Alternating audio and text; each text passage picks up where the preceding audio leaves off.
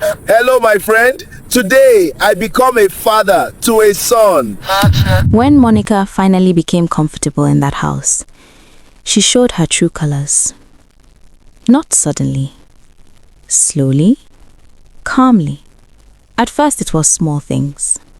"James, I'm pregnant," she would say. "Stand up and bring me water." And James would rush. Anything for his son. Then it became more.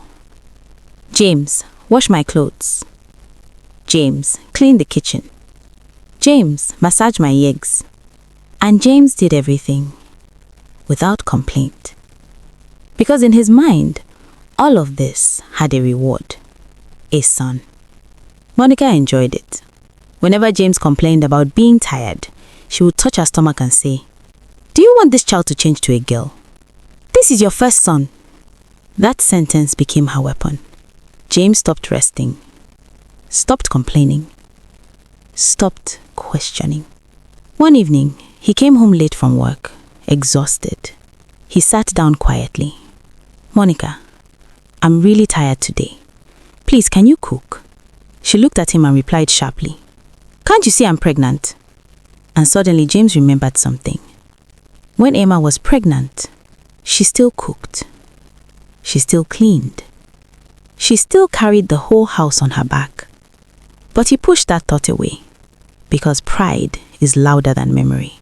Monica started asking for more money, new clothes, better food, hospital visits James could barely afford.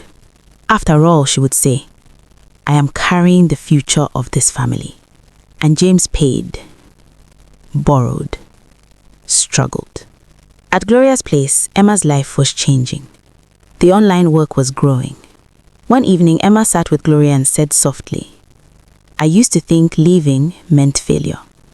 She paused, then added, "I'm really grateful for everything you've done for me and my children." Gloria smiled.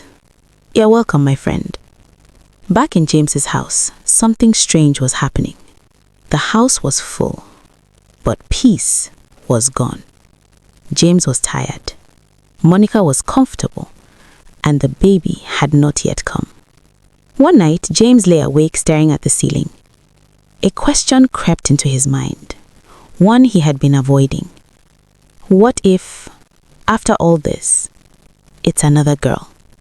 That thought scared him more than anything, because by then, he had already lost too much, and the weight of expectation was crushing him. Very early one morning, Monica started shouting from the room, "James, I'm feeling pain." James jumped up like a soldier. This was the moment he had been waiting for, the moment that would silence everyone. They rushed to the hospital. On the way, James called his friends. "It's time," he said proudly. "Today, I become a father to a son." At the hospital, Monica was taken in. James paced the corridor, sweating, praying, making promises to God. "God, just give me a son this time." Hours passed. Then finally, a cry. A nurse came out. "Congratulations," she said. James stood up immediately, his heart racing. "What is it?" he asked. The nurse checked the file again and said calmly, "It's a baby girl." The world stopped. James's smile froze. His ears rang. His legs felt weak. A girl?" he whispered. Inside the delivery room, Monica heard it too. Her face changed. "No," she said sharply. "That's not possible." She turned her face away. She didn't ask to hold the baby. She didn't smile. The same woman who once said, "My son will inherit this house." Silence filled the room. James sat down slowly. For the first time, no friends, no praise, no congratulations. Only the sound of a crying baby. And in that silence, something hit him hard. Emma. Emma had gone through the same moment 4 times, and she had smiled. Every time. No insults, no rejection, no shame.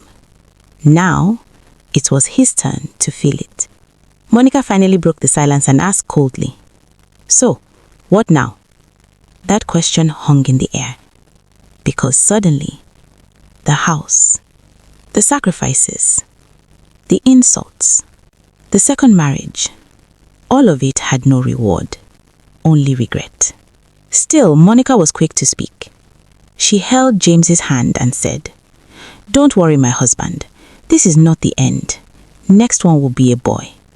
That night, when James turned away quietly, Monica whispered to herself, "I must give him a son, no matter what." And that was when Monica stopped thinking clearly. Because desperation doesn't ask if something is right. It only asks if it will work. Do you think Monica's desperation will bring joy or disaster? Episode 6 is where everything breaks. Follow, like, and comment because this story is about to take a very dark turn.